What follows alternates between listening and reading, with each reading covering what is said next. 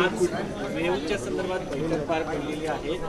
महाराष्ट्रासाठी खूप मोठी संधी आहे, काय सांगा? भारत सरकारने audio visual entertainment summit, world audio visual entertainment summit आयोजित केलेली आहे आणि आपल्याकरता ही अतिशय आनंदाची गोष्ट आहे की त्याकरता मुंबईला होस्ट म्हणून निवडलेला आहे, महाराष्ट्राला होस्ट स्टेट म्हणून निवडलेला आहे. जगातली या क्षेत्रातली सगळ्यात मोठी समिट होणार आहे.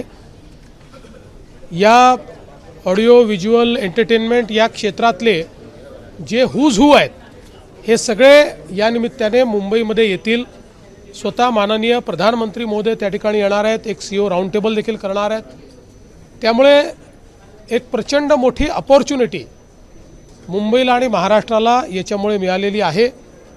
आज आपल्याला माहिती आहे की एक क्रिएटिव्ह इकॉनॉमी ही सगळ्यात वेगानं वाढणारी इकॉनॉमी आहे आणि लवकरच भारत $50 बिलियन इकॉनॉमी तयार करतो आहे आणि म्हणूनच हा जगातला सगळ्यात मोठा इव्हेंट हा आपल्याला मिळणं ही देखील मला असं वाटतं अत्यंत महत्त्वाची गोष्ट आहे. त्याकरता मी देशाचे प्रधानमंत्री माननीय नरेंद्र मोदीजी आणि I&B मिनिस्टर श्री अश्विनी वैष्णवजी यांचे मनापासून आभार मानतो की महाराष्ट्राला त्यांनी याकरता निवडलं.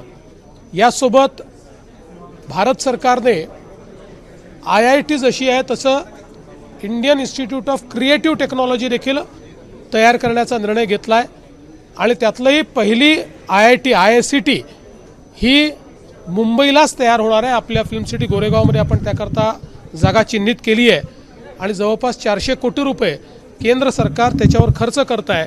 त्यामुळे कंटेंट क्रिएशनच्या क्षेत्रातलं टेक्नॉलॉजीतल्या सगळ्या गोष्टी या इंडियन इन्स्टिट्यूट ऑफ क्रिएटिव्ह टेक्नॉलॉजीच्या माध्यमातून आपल्याकडे उपलब्ध असतील. त्याकरताही मी केंद्र सरकारचे आभार मानतो. तर वेगळा प्रश्न आहे की प्रणय फुके यांनी आरोप केलेला आहे की विरोधकातल्या काही नेत्यांकडून जे आहेत ना ते प्रश्न विचारण्यासाठी पैसे दिले जात आहेत, एजंटगिरी चालू आहे. नक्की त्यांनी काही पुरावे मांडले, त्याची चौकशी आपण करूया. पण आता सध्या फोकस वेव्हजवर करूया. किती देशाचे लोक मुंबईत येणार आहेत एक, आणि ही जी IICT आहे ती केव्हापर्यंत, म्हणजे काय त्याचं एक लक्ष आहे, डेडलाईन काय? पहिल्यांदा तर मला हे सांगितलं पाहिजे की 100पेक्षा जास्त देशाचे लोक हे या कार्यक्रमाला त्या ठिकाणी येणार आहेत.